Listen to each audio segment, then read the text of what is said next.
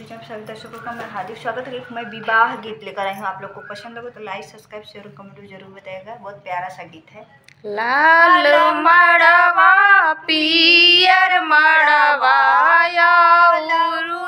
कचनार मड़वा,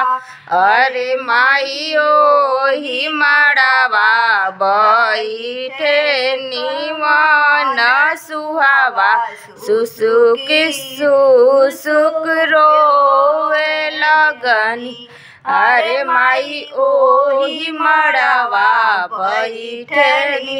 कान सुहावा, सुसुक सुसुक रोवे लगनी ना,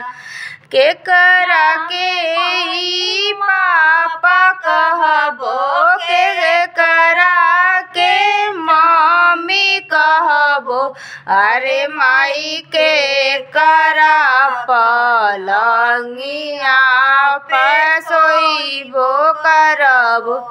बीच मड़उआ से दुल्हा बोले, बीच मड़उआ से दुल्हा बोले, अरे धना हमारा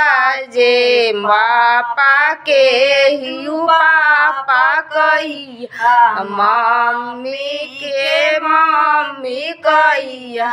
अरे धन हमारा पलंगिया पा सोइबो करिया, मम्मी खुद भुलाई हो जइबो ना, पर के भुलाई हो जइबो ना। लाल मड़वा पियर मड़वा कचनार मड़वा, अरे माई ओही मड़वा बैठे निमन सुहावा, सुसुक सुसुक रोवे लगनी, के माई ओही मड़वा बैठे कवन सुहावा, सुसुक सुसुक रोवे लगनी ना, के करा के चाचा कहबो, के करा के चाची कहबो,